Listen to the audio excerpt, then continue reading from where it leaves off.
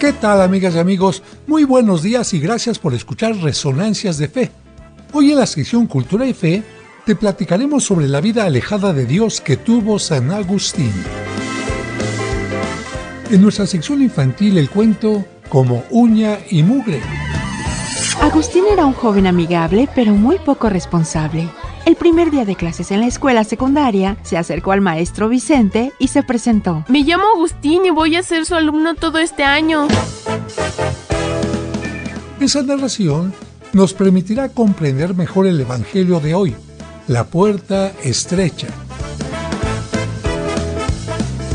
En el Santoral, te contaremos sobre la santa que fue la madre de San Agustín y cómo lo ayudó para ser cristiano. Todo esto aquí en Resonancias de Fe, con el Padre José de Jesús Aguilar Valdés, la voz amable de la radio.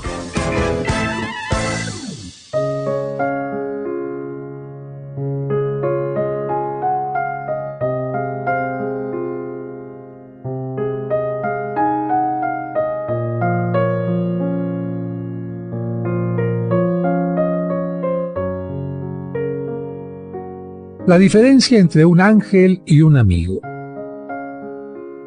Ángeles o amigos, todos tenemos un poquito de cada cosa.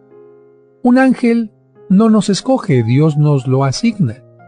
Un amigo nos toma de la mano y nos acerca a Dios.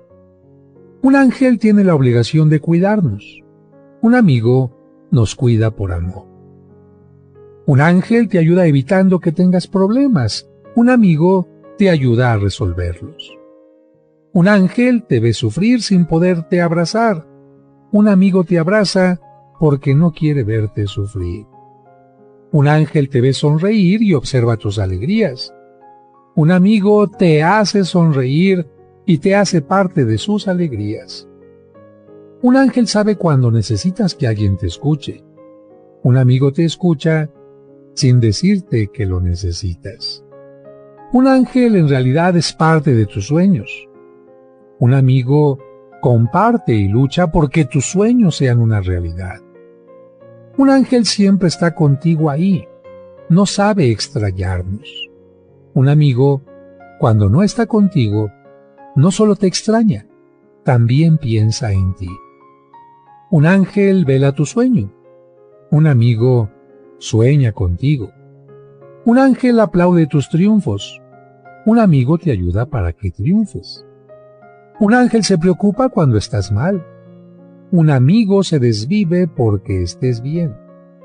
Un ángel recibe una oración tuya. Un amigo hace una oración por ti. Un ángel te ayuda a sobrevivir. Un amigo vive por ti. Para un ángel eres una misión que cumplir. Para un amigo eres un tesoro que defender. Un ángel es algo celestial. Un amigo es la oportunidad de conocer lo más hermoso que hay en la vida, el amor y la amistad. Un ángel quisiera ser tu amigo. Un amigo, sin proponérselo, también es tu ángel. O a veces, un fantasma que se cuela por las noches debajo de tus sábanas blancas para compartir furtivamente todos tus sueños.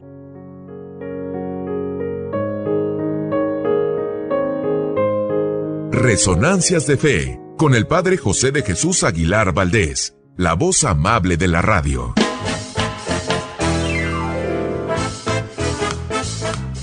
Muchas gracias por escucharnos y por ser parte importante de este programa que hacemos para ti con mucho cariño.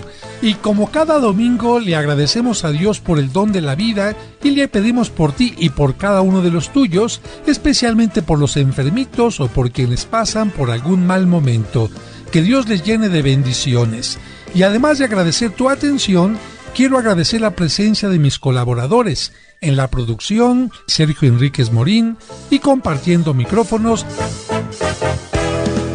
nuestros invitados de hoy en las secciones del Santoral y Cultura y Fe, Raúl Mauricio Hernández y Salvador Romero.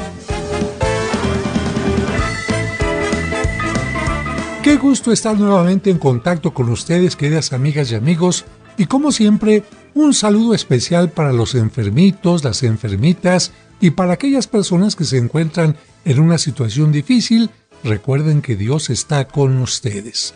Un saludo especial también para todas las personas que están prestando un servicio en ruedas, es decir, los traileros, los Uber, los taxistas que en este momento nos están escuchando y por supuesto hasta Estados Unidos. Un saludo y muchas bendiciones para que todo mundo llegue con bien a su meta. Y recuerden que este programa lo pueden escuchar cuantas veces quieran a través de mi canal de YouTube, Padre José de Jesús Aguilar, o también a través de mi página de internet, padrejose.mx. padrejose.mx. En esta página de internet no solamente pueden encontrar el programa, sino también todos los cursos de autoestima, tanatología, etc. Y además ya estoy también en Spotify, para que de esta manera tengan más facilidad para escuchar los audios de tanto material que hay para crecer en la fe. Pero ahora vamos rápidamente al cuento.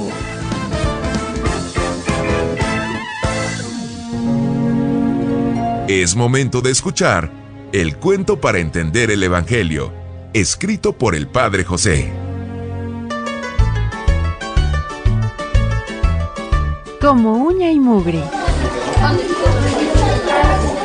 Agustín era un joven amigable, pero muy poco responsable.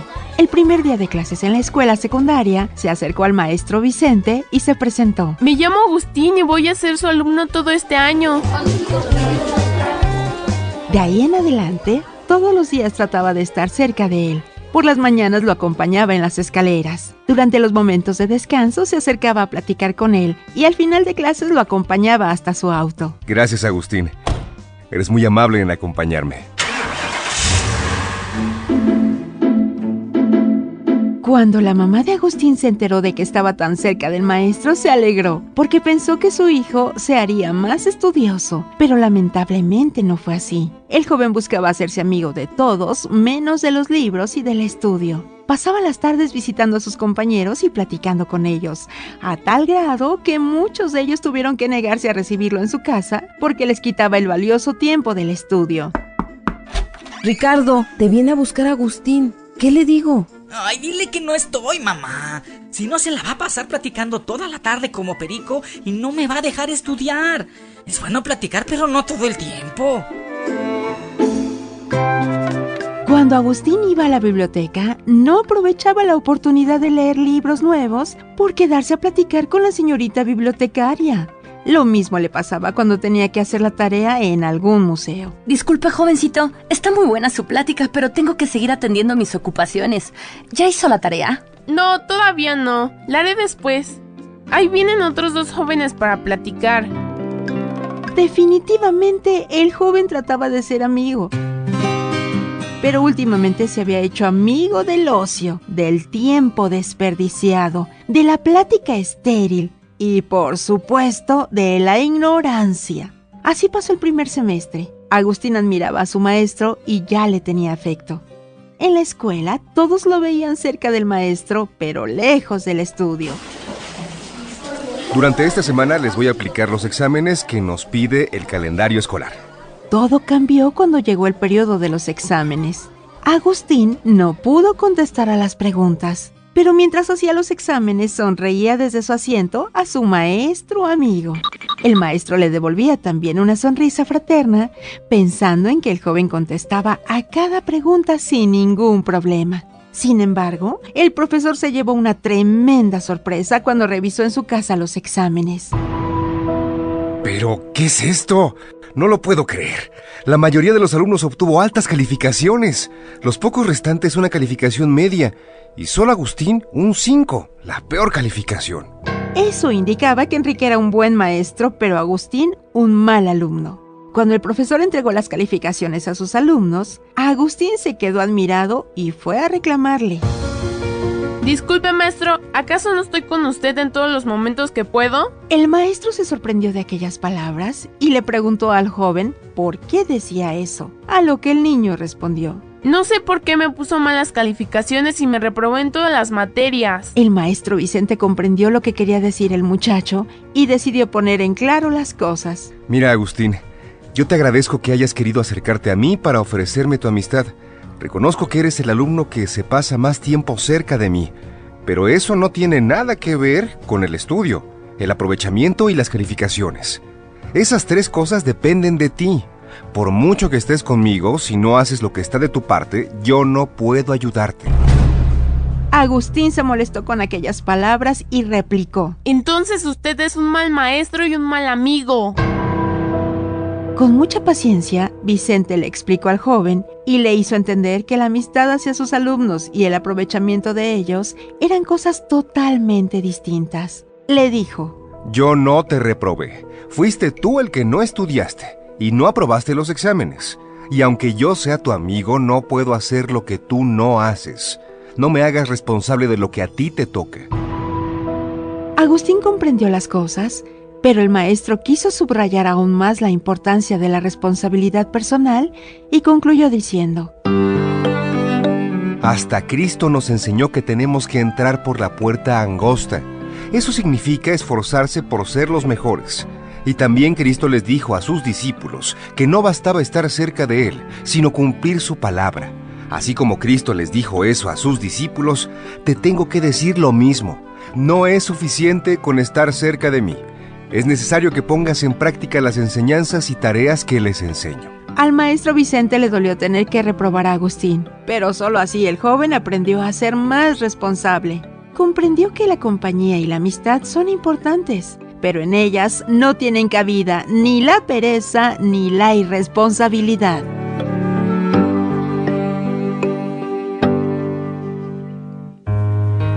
Este es un cuento escrito por el padre José de Jesús Aguilar Valdés y podrás encontrarlo en el libro Cuentos para entender el Evangelio. Escuchemos ahora en Resonancias el Evangelio de hoy.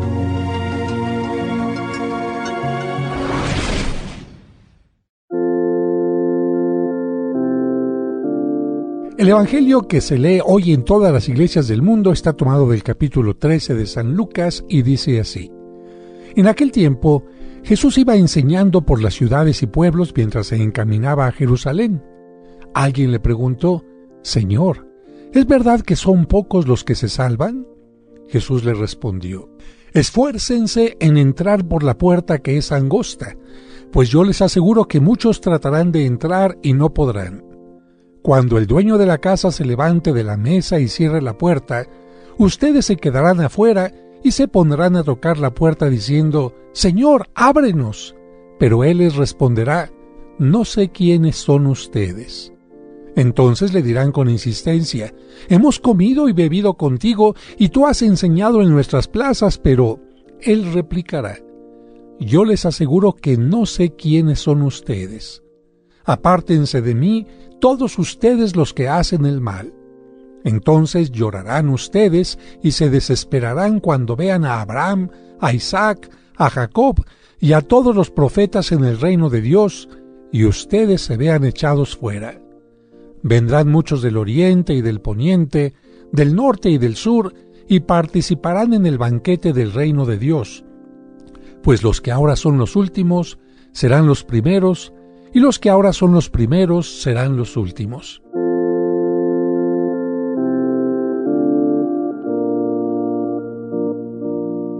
Queridas hermanas y hermanos, hoy hemos escuchado cómo camino a Jerusalén alguien le pregunta a Jesús: Señor, ¿es verdad que son pocos los que se salvan? Por la forma en que está planteada la pregunta, se esperaría una respuesta corta o un monosílabo sí o no. Sin embargo, como en otras ocasiones, Jesús recurre a las imágenes, a ejemplos sencillos de la vida cotidiana. Habla de una puerta angosta. No habla de cantidades, ni de elegidos, ni siquiera dice lo que hay del otro lado de la puerta, pero invita a que uno se esfuerce por traspasarla. Con esto, Jesús quiere quitar las falsas seguridades de quienes se sienten privilegiados o piensan que ya la hicieron. Jesús quiere dejar claro que no hay reservación de mesa o puertas amplias para entrar al banquete del reino. Todos estamos llamados, es cierto, todos estamos invitados, pero la puerta es angosta y hay que esforzarse por entrar. El amor, la justicia, la generosidad, etc., no son cosas fáciles. Cuesta trabajo vivirlas y por eso se les llama valores. Un buen cristiano no es el que hizo algo bueno, el que hizo cosas en el pasado, sino el que se esfuerza constantemente por vivir los valores propuestos por el Evangelio. Cristo nos enseña también que la pedagogía de Dios no está hecha solo de dulzura. Encontramos palabras fuertes cuando en el Evangelio Jesús dice: «Les aseguro que no sé quiénes son ustedes». Aquellos que se sentían de casa, que creían conocer de cerca al Señor, que comieron y bebieron con Él y escucharon sus enseñanzas, ahora encuentran la puerta cerrada y, para sorpresa o desconcierto de ellos, pasan a ser unos desconocidos. Y cuando buscan que se les abra la puerta, reciben la respuesta: «Apártense de mí, todos ustedes los que hacen el mal». Y el mensaje continúa cuando Jesús dice: «Vendrán muchos del oriente y del poniente, del norte y del sur, y participarán en el banquete del reino de Dios. Pues los que ahora son los últimos serán los primeros, y los que ahora son los primeros serán los últimos». Con estas palabras, Jesús alude a la universalidad del reino de Dios. Pero la salvación no viene de una simple cercanía física con Jesús, de haber comido o bebido con Él, de haberlo escuchado en las plazas. Tampoco viene de pertenecer a un determinado pueblo, raza o cultura. La salvación viene cuando aceptamos a Jesús y vivimos los valores del Evangelio: la justicia, la generosidad, la atención al prójimo, la misericordia. Eso significa la puerta estrecha, la puerta por la que todos, absolutamente tú y yo, estamos invitados a entrar.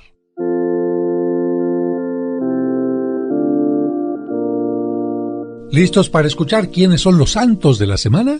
Ellos son los hombres y las mujeres que han cumplido fielmente los ideales de Cristo. Escuchemos en Resonancias de Fe, el Santoral de la Semana.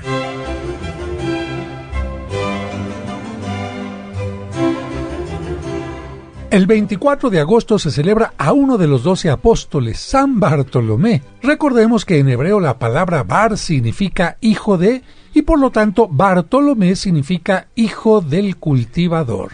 Y en realidad Bartolomé es un segundo nombre que le fue añadido a su antiguo nombre, que era Natanael, que significa regalo de Dios. Por lo tanto, recordemos que Bartolomé o Natanael son el mismo. El Martirologio Romano, un libro muy antiguo y venerado, nos dice que San Bartolomé predicó el Evangelio en la India y después pasó a Armenia. Logró que muchos se hicieran cristianos, pero los enemigos de la iglesia lo martirizaron desollándolo vivo. Lo hicieron sufrir mucho. Primero le quitaron la piel y luego lo decapitaron. Por eso se suele pintar a San Bartolomé con su propia piel en los brazos. Así lo pintó Miguel Ángel en la Capilla Sixtina. Para San Bartolomé, como debe ser para nosotros, la santidad no se basó en hacer milagros ni en deslumbrar a otros con hazañas extraordinarias, sino en dedicar la vida a amar a Dios, en dar a conocer y amar más a Jesucristo, a difundir su mensaje y a tener una constante caridad con los demás, tratando de hacer a todos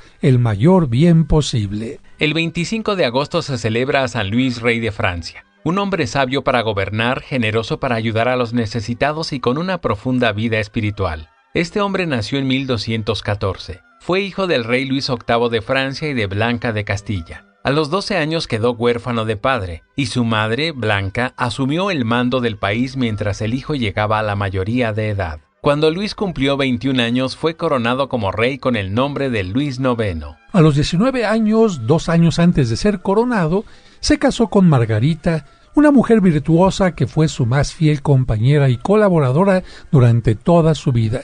Su matrimonio fue verdaderamente feliz. Tuvo 5 hijos y 6 hijas. Sus descendientes fueron reyes de Francia durante 7 siglos, mientras este país tuvo monarquía, o sea, hasta el año de 1793. En su tiempo existían muchos usureros, personas que prestan dinero cobrando intereses exagerados. Cobraban el 5 o 6% mensual y así arruinaban a miles de personas, por lo que San Luis prohibió la usura. Sabiendo que San Luis era un hombre lleno de fe, le hicieron llegar desde la ciudad de Constantinopla la corona de espinas de Jesús, y para que tuviera un lugar digno donde se conservara y se venerara, él le mandó construir una hermosa capilla en París, la llamada Sainte-Chapelle.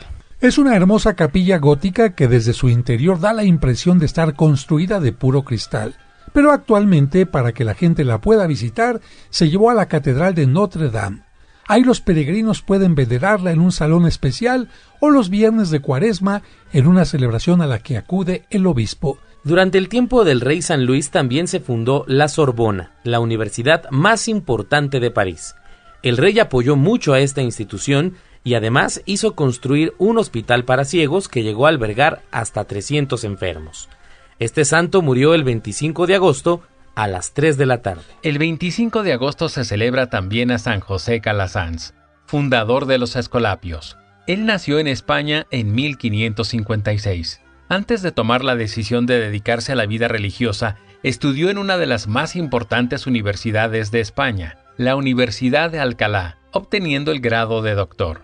Ya como sacerdote, viajó a la ciudad de Roma. Allí en Roma, este hombre se dio cuenta de que la ignorancia religiosa era total y que no bastaba con enseñar religión los domingos, sino que era necesario algo más: fundar escuelas para que los jóvenes tuvieran educación e instrucción durante toda la semana. Y es que en ese tiempo los gobiernos no tenían escuelas ni colegios y la juventud crecía sin instrucción. Así que se reunió con otros sacerdotes amigos y fundó entonces su primera escuela en Roma. Su idea era instruir en la fe y formar buenos ciudadanos. Pronto tuvieron 100 alumnos. Tenían que conseguir profesores y edificio porque los gobiernos no costeaban nada de eso. Pronto fueron llegando nuevos colaboradores y los alumnos aumentaron a 700 y luego a 1000. Y por si fuera poco, en sus ratos libres se dedicaban a socorrer enfermos y necesitados. En tiempos de la peste o de inundaciones, ayudaban incansablemente. Y seguramente se están preguntando, amigos, ¿por qué se les dice a estos padres escolapios? Y esto es porque a sus institutos educativos se les puso el nombre de escuelas pías, y los padres que acompañaban al padre Calasanz se llamaron escolapios. Después de algunos años ya había escuelas pías en muchos sitios de Italia y en muchos países. Ahora los padres escolapios tienen 205 casas en el mundo dedicadas a la educación, con 1.630 religiosos. San José Calasanz murió el 25 de agosto de 1648 a la edad de 92 años. El 26 de agosto se celebra a Santa Juana Isabel Vichier de Asch. Ella nació en Asch, Francia, en 1773. Por eso la llamaban Isabel de Asch. Desde que era pequeña, le impresionaba mucho ver a los enfermos y mendigos abandonados y ella hacía todo lo que podía para ayudarles. De joven le tocó vivir la Revolución Francesa que había llevado a la cárcel a centenares de sacerdotes que se opusieron a renegar de su fe. Juana Isabel se dedicó a visitarlos en las cárceles. Como trató muy bien a los carceleros y fue muy generosa con los guardias, estos empezaron a tratar bien a los sacerdotes y hasta les permitieron celebrar la misa en la cárcel. Una de las obras de misericordia, amigos, es visitar a los encarcelados, y ella lo cumplió muy bien. Además, Santa Juana Isabel fundó más de 60 colegios para atender a las niñas pobres. Murió el 26 de agosto de 1838. El 27 de agosto se celebra a Santa Mónica. Mónica significa dedicada a la oración y a la vida espiritual. Santa Mónica fue la madre de San Agustín y le ayudó mucho para que él se hiciera cristiano y se bautizara, aunque él ya tenía 32 años. Santa Mónica nació en el norte de África en el año 332. Recibió el bautismo durante su juventud porque esa era la costumbre de su época. Y ella misma eligió el nombre de Mónica, que es el equivalente a monja, porque deseaba dedicarse a la vida de oración y de soledad. Sin embargo, no pudo hacerlo porque sus padres ya habían dispuesto que se casara con un hombre llamado Patricio. Esa era la costumbre de aquel tiempo, los papás decidían por los hijos. Y este hombre Patricio era un buen trabajador, pero lamentablemente tenía muy mal genio. Además era mujeriego, jugador, y como no tenía gusto por nada espiritual, pues tampoco aceptaba ninguna religión. Durante 30 años, Mónica aguantó pacientemente los estallidos de ira de su marido, a tal grado que las mujeres de la región estaban intrigadas porque el esposo de Mónica estallaba frecuentemente de ira, pero nunca la había golpeado. En cambio a ellas, lamentablemente, sus esposos sí las golpeaban sin compasión. Cuando le preguntaron la causa, ella les dijo: yo tengo una fórmula. Cuando mi esposo está de mal genio, yo me esfuerzo por estar de buen genio. Cuando él grita, yo me callo. Y como para pelear se necesitan dos y yo no acepto la pelea, pues no peleamos. Esta fórmula se ha hecho célebre en el mundo y ha servido a millones de mujeres para mantener la paz en la casa, aunque afortunadamente las cosas han cambiado y hoy se reconoce el derecho de las mujeres a ser respetadas. Yo creo que la fórmula de Mónica no solo sirve para salvar matrimonios, sino para algo más, porque su esposo Patricio, aunque no era católico, con el testimonio de vida de su esposa, decidió bautizarse. Mónica y Patricio tuvieron 3 hijos, 2 varones y una mujer. Los 2 menores fueron su alegría y consuelo, pero el mayor, Agustín, le dio muchos dolores de cabeza. En cierta ocasión le comentó a un obispo que llevaba muchos años haciendo oraciones y sacrificios por la conversión de Agustín, y el obispo le respondió: «Tranquilízate, es imposible que se pierda el hijo de tantas lágrimas». Esta admirable respuesta la llenó de consuelo y esperanza. Gracias a la oración de Santa Mónica y a la predicación de San Ambrosio, arzobispo de Milán, Agustín encontró la fe, cambió sus ideas y se transformó. A los pocos días, a la edad de 55 años, Santa Mónica murió con la alegría de ver a su hijo en el camino de la fe. Y ella enseña a todas las mamás que la oración que hacen por sus hijos, tarde o temprano les ayuda a ser mejores. El 29 de agosto conmemoramos el martirio de San Juan Bautista. La palabra mártir es una palabra griega que significa testigo. Juan el Bautista fue testigo porque dio testimonio con su vida de lo que es correcto ante Dios. El Evangelio de San Marcos nos narra su martirio más o menos así. El rey Herodes se había casado con Herodías, la esposa de su propio hermano Filipo. Juan el Bautista fue con él y le dijo que eso no era correcto. Herodes, instigado por Herodías, la mujer adúltera, mandó que lo apresaran. Al principio tuvo la intención de matarlo, pero no se atrevió porque todos consideraban a Juan un hombre justo. Y es que en el fondo Herodes le tenía respeto, pero la que deseaba matarlo a toda costa era Herodías porque tenía miedo que a Herodes le remordiera la conciencia y se separara de ella siguiendo el consejo de Juan. Y la oportunidad para aquella malvada mujer le llegó en una fiesta. Con motivo del cumpleaños de Herodes, se celebró un gran banquete. Invitaron a muchos personajes importantes. Durante la fiesta, la hija de Herodías bailó en presencia de todos. Su baile les gustó mucho a todos los invitados y principalmente a Herodes. Entonces este le hizo una promesa a la muchacha diciéndole: «Pídeme lo que quieras y te lo daré, aunque sea la mitad de mi reino». Y como ella no sabía qué pedir, se salió un momento fuera de la fiesta para preguntarle a su madre qué sería bueno pedir. Entonces la adúltera Herodías vio la oportunidad de conseguir que el rey hiciera lo que tanto ansiaba y le contestó: «Pídele la cabeza de Juan el Bautista». Con ese consejo entró la muchacha al salón y le dijo al rey: «Quiero que me des ahora mismo en una bandeja la cabeza de Juan el Bautista». Cuando escuchó la petición, el rey Herodes se dio cuenta de su error. Desafortunadamente, el vino lo había hecho hacer promesas sin reflexionar. Herodes se puso muy triste porque no quería matar al Bautista, pero por el juramento hecho ante todos, no quiso aparecer como quien no tiene palabra. Llamó a su guardia, ordenó que fuera a la cárcel, decapitaran a Juan y le entregaran a la muchacha la cabeza. Sus discípulos fueron a la cárcel a recoger el cuerpo de Juan para darle sepultura. Después su cabeza fue guardada con mucho respeto por los cristianos y actualmente se conserva en una catedral de Francia. Así, Juan el Bautista fue el primer mártir que murió en defensa de la indisolubilidad del matrimonio y en contra del divorcio. El 30 de agosto se celebra al beato Tomás de Kempis. La fama mundial de este santo se debe a que escribió un libro llamado La Imitación de Cristo. Ese libro, que después de la Biblia ha tenido más ediciones, lleva más de 3.100 ediciones en todos los idiomas del mundo. Imagínense, amigos, su primera edición salió 20 años antes del descubrimiento de América. Tomás nació en Kempis, cerca de Colonia, en Alemania, en el año 1380. Era un hombre muy humilde que pasó sus 90 años de vida entre el estudio, la oración y las obras de caridad, dedicando gran parte de su tiempo a la dirección espiritual de personas que necesitaban de sus consejos. En ese tiempo, hacia el año 1400, muchas personas querían que la Iglesia Católica se reformara, que se mejorara haciéndose más fervorosa y más santa, pero pocos se dedicaron a reformarse ellos mismos y a volverse mejores. Tomás de Kempis se dio cuenta de que el primer paso que hay que dar para obtener que la Iglesia se vuelva más santa es esforzarse uno mismo por volverse mejor. y que si cada uno se reforma a sí mismo, toda la iglesia se va reformando poco a poco.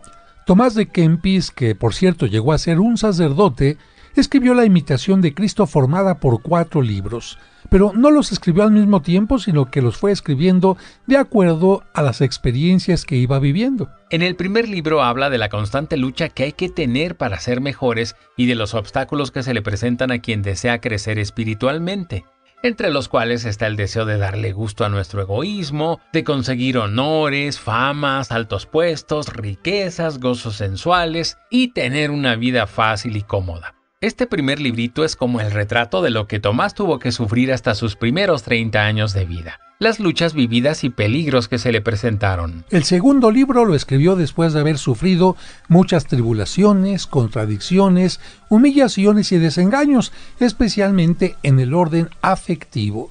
En ese tiempo le quitaron el cargo de ecónomo que tenía y lo abandonaron los amigos que él pensaba le iban a ser fieles, así que por ahí surgieron estas reflexiones. Así es, fue entonces cuando Tomás descubrió que hay una amistad que no defrauda nunca, y es la amistad con Jesucristo, y que allí se encuentra la solución para todas las penas del espíritu. Este libro segundo de la imitación enseña cómo hay que comportarse en las tribulaciones y sufrimientos. Cuando escribió el tercer libro ya había crecido en espiritualidad. Se había dado cuenta que la santidad no depende solamente de nuestros esfuerzos, sino sobre todo, hay que entender esto, de la ayuda que Dios nos da. Como Tomás había crecido también en humildad, dice en su libro, leo, «Si han caído los hombres fuertes que eran como cedros del Líbano, ¿yo qué podré esperar con mis propias fuerzas?» Esto lo hace sentirse fuerte solo en Dios, tanto que ya no ve la muerte Tomás con miedo, sino como una liberación del alma para ir a la felicidad plena. El cuarto libro lo dedica a la Eucaristía. Es uno de los más bellos tratados que se han escrito acerca del Santísimo Sacramento. Millones de personas en todos los continentes han leído este librito para prepararse o dar gracias cuando comulgan. Y estoy seguro de que muchos de nuestros oyentes tuvieron un librito el día de su primera comunión con oraciones tomadas de este libro del beato Tomás de Kempis. Este fue el Santoral de la Semana, aquí en Resonancias de Fe. Esta es nuestra sección, Cultura y Fe.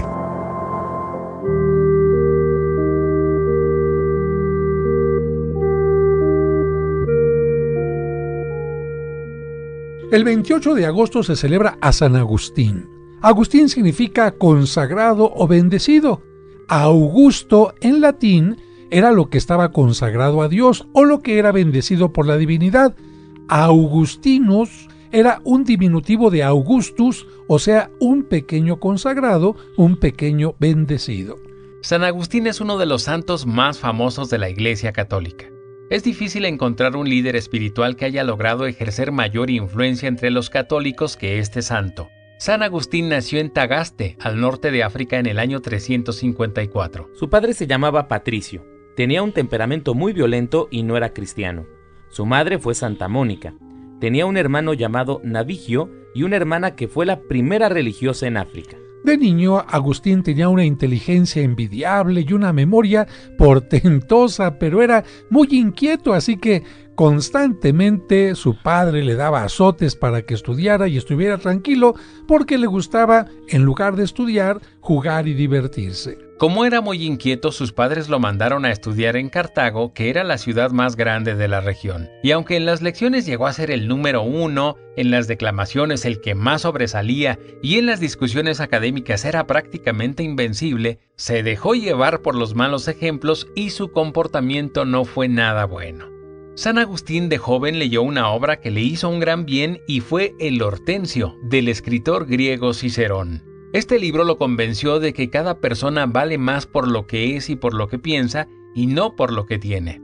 Desafortunadamente tuvo después un retroceso en su espiritualidad.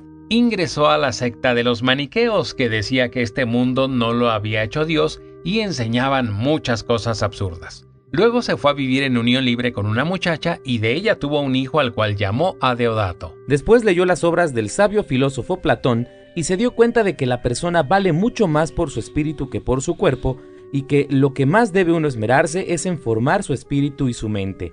Estas lecturas del sabio Platón le fueron tan provechosas que las va a utilizar como guía durante toda su vida. Como ven, a Agustín le gustaba mucho leer, pero no había leído la Biblia.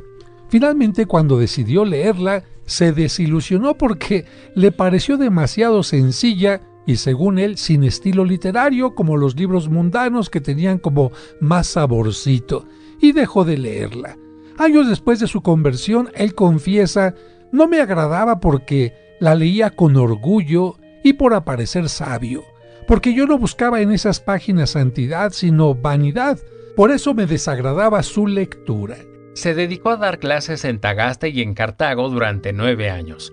Después le surgió la idea de viajar a Roma para enseñar en esa capital. Pero al llegar se desilusionó porque los alumnos no pagaban nada por sus enseñanzas. Entonces se fue al norte de Italia, a la ciudad de Milán. Ahí, sin pensarlo, se convirtió de maestro en alumno, sintiéndose atraído y deslumbrado por la sabiduría y santidad de San Ambrosio, el obispo de esa ciudad.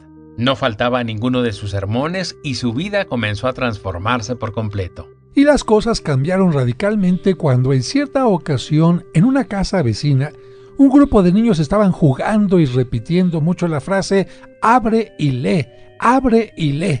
Entonces, como jugando un poquito con ellos, se le ocurrió abrir el primer libro que estaba a su alcance, a la mano, y era la Biblia. La abrió y encontró la carta de San Pablo a los romanos en el versículo 13 del capítulo 13 y leyó lo siguiente: «Vivamos no como quien está en las tinieblas y oscuridad, sino como quien obra en pleno día y a plena luz. Comportémonos de la manera más digna posible. Nada de impurezas, ni de vicios o excesos de ninguna clase. No nos dejemos llevar por la carne y sus concupiscencias». Aquello fue como un relámpago en su cerebro. Empezó a llorar y se dio cuenta que hasta entonces su comportamiento había sido contrario a lo que Dios pedía en las frases que acababa de leer. Se dio cuenta que era necesario empezar una vida totalmente nueva y distinta de la anterior. Tenía 32 años. A partir de ese momento, los siguientes 40 años de su vida fueron de sorprendente santidad. Comenzó por separarse de la mujer con la que vivía en unión libre, abandonó los juegos de azar y las fiestas, quemó los libros con doctrinas maniqueas y se preparó para recibir el bautismo. En la fiesta de Pascua del año 387, él y su hijo Adeodato, que ya tenía 15 años, recibieron el bautismo de manos de San Ambrosio. Cuando Agustín se hizo católico, escribió un libro llamado Las Confesiones, en el que narra su vida anterior a ser cristiano. Su lectura ha sido durante siglos la delicia de millones de lectores en muchos países. Agustín comentaba que a la gente le gustaba leer este escrito porque goza leyendo de los defectos ajenos, pero no se esmeran en corregir los propios. Cuando Agustín regresó a África, fue ordenado sacerdote y predicaba también que la gente lo escuchaba hasta por 3 horas seguidas sin cansarse. Pronto lo hicieron obispo y tuvo que luchar contra algunos grupos de cristianos que se habían desviado de la fe. Los primeros que encontró fueron los donatistas. Se les llamaba así porque su líder era Donato. Ellos enseñaban que la iglesia no debía perdonar a los pecadores y que solo debían ser admitidos como católicos los totalmente puros. Curiosamente, aunque hablaban de esta pureza, ellos asesinaban a quienes iban en contra de sus doctrinas. Agustín les respondió con razones y argumentos que hicieron que esta secta desapareciera. Y es que es claro que Dios no rechaza a nadie y nos pide a cada uno que poco a poco vayamos creciendo en el Espíritu, porque Cristo se hizo hombre cuando nosotros aún éramos pecadores, no se hizo hombre porque nosotros fuéramos perfectos. A San Agustín le tocó enfrentar el otro extremo y se encontró con otro hereje llamado Pelagio. Él enseñaba que para ser santo no hacía falta recibir gracias o ayudas de Dios, sino que uno mismo por su propia cuenta y sus propios esfuerzos logra llegar a la santidad sin la necesidad de Dios. Agustín sabía por su triste experiencia que por 32 años había tratado de ser bueno por sus propios esfuerzos y que lo único que había logrado era ser malo. Por eso con sus predicaciones y sus libros se opuso a Pelagio y escribió también un formidable tratado que se dedica a hablar de la gracia, y a través de ese tratado prueba que nadie puede ser bueno ni santo si Dios no le envía gracias ni ayudas especiales para hacerlo. En ese tratado lleno de sabiduría se han basado hasta nuestros días los teólogos de la Iglesia Católica para enseñar acerca de la gracia. Y San Agustín les diría a aquellas personas que dicen: oiga, ¿qué no es suficiente ser bueno para salvarme? ¿Para qué voy a la iglesia? ¿Para qué recibo los sacramentos? Bueno, si la persona se pudiera salvar simplemente siendo buena, Cristo nunca hubiera venido al mundo haciéndose hombre. Cuando Roma fue saqueada y casi destruida por los bárbaros, los antiguos paganos dijeron que todos esos males habían llegado por haber dejado de creer en los antiguos dioses paganos y por haber aceptado la religión católica. Entonces Agustín escribió un nuevo libro al que tituló La Ciudad de Dios. Este libro es el más famoso después de las Confesiones y lo escribió en 13 años de reflexión. En el año 430 cumplía 72 años de vida y 40 como católico. Cuando le preguntaron que si no le temía la muerte, contestó: quien ama a Cristo no debe tener miedo de encontrarse con Él. Agustín murió el 28 de agosto del año 430, cumpliéndose aquella famosa frase que él escribió: «Nos has creado para ti, Señor, y nuestra alma no encontrará la verdadera paz, sino cuando logre descansar en ti».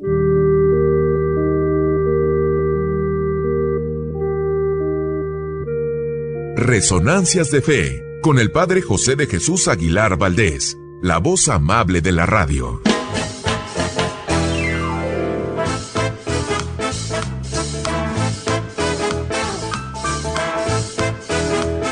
Amigas, amigos, estamos llegando ya al final de este programa, en el que especialmente las mamás han aprendido que tienen que ser como Santa Mónica.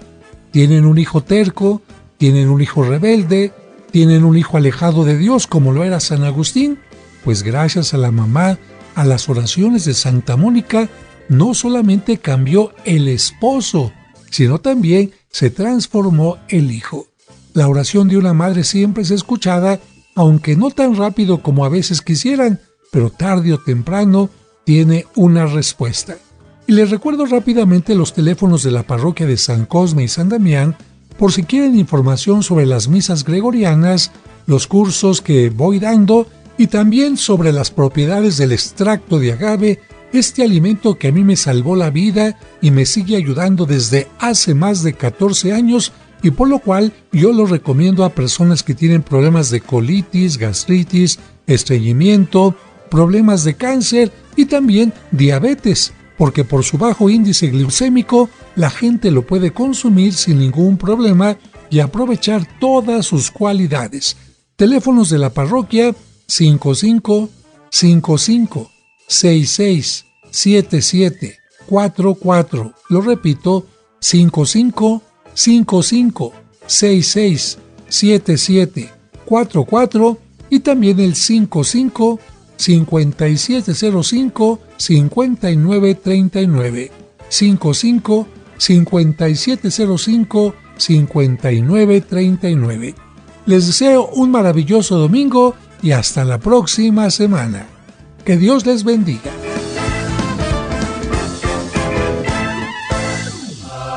Esperamos que ahora que has aprendido más, tu fe te dé la seguridad y confianza para seguir adelante en la vida. Y te invitamos a que la próxima semana acompañes al Padre José de Jesús en Resonancias de Fe.